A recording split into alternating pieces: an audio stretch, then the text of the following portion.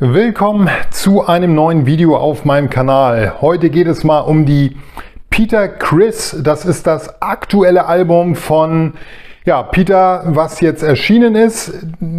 Zur Vermarktung sage ich gleich was nach dem Intro.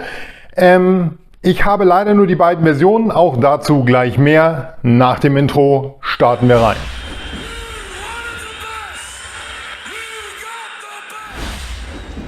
Ja, Peter Criss, das neue Album. Erstmal Coveroptik finde ich mega. Ich finde es minimalistisch absolut geil gemacht. Das ist ein sehr cooles Artwork, was alles hat, was Peter Criss ausmacht. Wir haben sein Kreuz und und wir haben ein bisschen die Blitze von dem KISS-Logo so ein bisschen angelehnt. Ich finde es absolut gut. Die silberne kommt mit einem Hype-Sticker, die weiße hatte keinen. Ich weiß nicht, ob das Standard ist. Auf jeden Fall war er nicht dabei. Ich habe die schwarze leider nicht. Sie ist seit dem 14. Januar verschollen. Amazon hat jetzt schon, also ich habe die bei Amazon US bestellt, hat jetzt schon geschrieben, Ihr Paket verzögert sich, wollen Sie eine Erstattung haben? Ich befürchte, das Ding ist verschollen, was sehr, sehr schade ist, weil diese Platten sind leider so gut wie nicht zu bekommen, mehr zu bekommen. Und da sind wir bei der Vermarktung der Platte. Wer auch immer Peter Criss da beraten hat oder ob er da selber entschieden hat, die Vermarktung ist eine Katastrophe.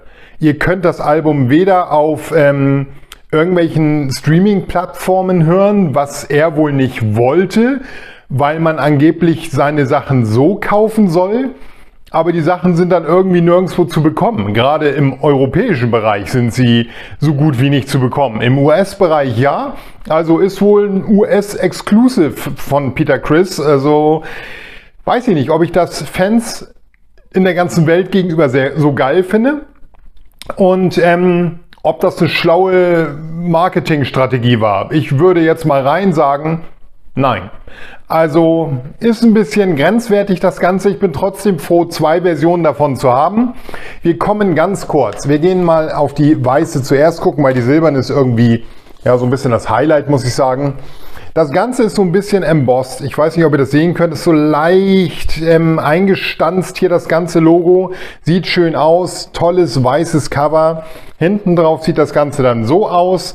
Wir haben Rock, Rockin', Rock and Roll, In the Dark, For the Money, Murder, Walking on Water, Creepy Crawlers, was er ja ausgekoppelt hat, was bei YouTube zu hören war, Justice, Cheaper to Keep Her, Sugar und Rubberneckin'. Das sind die Titel, die da drauf sind.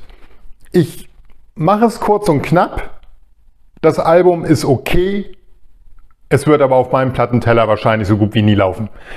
Es ist ein typisches Peter Criss Album. Ich finde es besser als die anderen Solo-Alben von ihm. Auch das KISS Solo-Album war ja damals eher,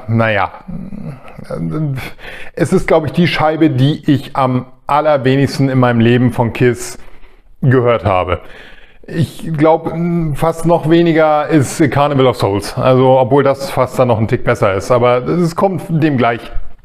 Und wir haben hier okay Songs. Ich muss schon fast sagen, Creepy Crawlers fand ich schon fast am lustigsten, weil das irgendwie so ein Halloween-Song war, der irgendwie fast ein bisschen drüber war.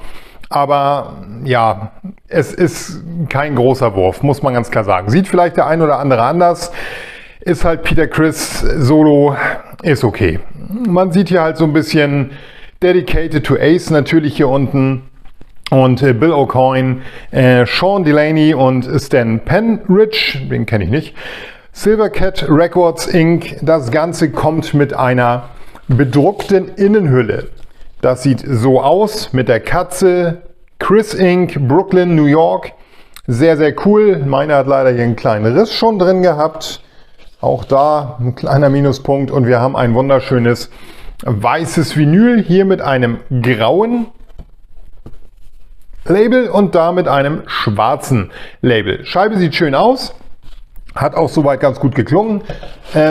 Ich finde ehrlich gesagt den Gesang von Peter ein bisschen, es hört sich manchmal ein bisschen merkwürdig an. Man hört, glaube ich, dass er gesanglich nicht mehr ganz auf der Höhe ist. Ähnlich so wie bei Paul, wenn man bei den letzten Alben genauso so ein bisschen genauer hingehört hat. Ich denke mal, da wurde sehr, sehr viel gemacht, damit es einigermaßen gut klingt. Ist auf jeden Fall trotzdem vom Cover her ein tolles Album und ich finde es schade, dass ich die schwarze nicht habe, allein nur wegen der Komplettierung dieser tollen Cover. Rein musikalisch geht es mir da jetzt nicht so drum. Schauen wir uns die silberne Variante an. Natürlich über Amazon geliefert und natürlich in dem Falle habe ich mal wieder Pech gehabt. Das Ding unten angeditscht, oben ein wunderschöner Seam Split. Aber ich bin froh, dass es überhaupt da ist, weil es ist ein echt schickes Cover. Schön chrom, ähnlich wie Double Platinum und es sieht von vorne wirklich toll aus. Innen drin kommt das Ganze auch wieder mit dieser Innenhülle. Die andere Seite habe ich euch eben gar nicht gezeigt, das mache ich jetzt einmal. Das ist nämlich sehr, sehr cool gemacht. Da haben wir einmal so ein Gebäude, Criss Incorporated, und dann haben wir da Peter Criss, wir haben Mike McLaughlin, John Five, dann Billy Sheehan, Cat Manning da unten, wer ist das da? Paul Schäfer, dann Sharon und Dennis Collins und wir haben Matt Montgomery. Die haben anscheinend da mitgemacht. Ich muss jetzt gerade echt mal überlegen, kennt irgendjemand von euch hier die Serie How I Met Your Mother? Da gibt es doch eine Folge, wo Robin Scherbatsky in Kanada einen Song macht über P.S. I Love You. Da geht es doch, glaube ich, um Paul Schäfer, oder täusche ich mich da jetzt? Das ist doch der Typ. Wie geil ist das denn? Ich bin ein Riesenfan der Serie, deswegen muss ich gerade ein bisschen schmunzeln, dass P.S. I Love You hier auf der Innenhülle abgebildet ist. Sehr genial. Ich bin der Meinung, es war der Paul Schäfer. Ich glaube, da geht es in der Folge drum. Man lief neulich, glaube ich, irgendwo erst, wo ich sie so ein bisschen nebenbei geguckt habe. Auf jeden Fall sehr lustig. Dann haben wir hier das silberne Vinyl, so ein bisschen durchzogen mit minimalen Schwarzanteilen. Sieht gut aus. Hier sind überall so ein paar kleine Fusseln vom Innencover dran. Und das sieht wirklich soweit gut aus. Auch schwarzes und graues Label. Und ein silbernes Vinyl. Ja, das war schon die ganze Magie. Die schwarze hoffe ich vielleicht nochmal nachreichen zu können. Falls sie noch kommt, mache ich da ein Short. Ansonsten war es das hier mit den Peter Criss Scheiben. Viel kann man nicht zeigen. Es ist halt das neue Album. Ob man es mag oder nicht. Ich bin auf eure Kommentare gespannt, wie ihr es findet. Es ist okay. Also wirklich okay. Ich werde es leider nie oft hören. Aber ja, ist halt Geschmackssache. Warum kauft man es dann, wenn man es eigentlich nicht hört? Es ist nun mal irgendwie ein Teil von KISS. Und ich kann nicht anders, wenn irgendwie jemand von KISS was rausbringt, außer Vinnie Vincent, dann muss ich es kaufen. Und allein das Cover, finde ich, ist das Geld schon echt wert. Und ja, weiß nicht, ich unterstütze dann auch die Künstler, die ich mag. Und das ist nun mal KISS. Kann man nicht anders sagen. Damit bin ich auch für heute raus. Ich habe es noch nicht ganz vergessen, den Hype-Sticker nochmal von der Nähe zu zeigen. Da steht nämlich Featuring 10 Original Songs, Rock, bla bla bla bla, Creepy Crawlers, Bonus Track Download Card included. Ah, das ist der witzige Part an den Alben. Die sind bei keiner dabei. Keiner hat diese Download Card, habe ich jetzt schon oft genug gesehen, in Foren, bei Facebook oder was auch immer.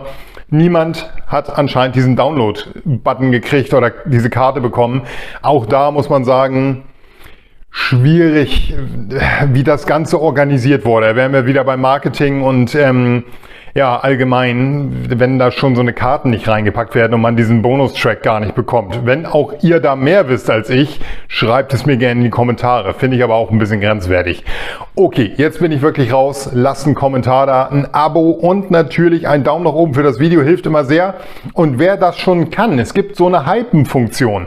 Wenn ihr meine Videos hypen würdet, wäre ich auch sehr, sehr dankbar. Das tut niemandem weh, das ist irgendwie so eine Funktion, die noch nicht jeder hat, aber einige haben sie, also hypt auch gerne meine Videos. Ich wäre euch sehr, sehr dankbar.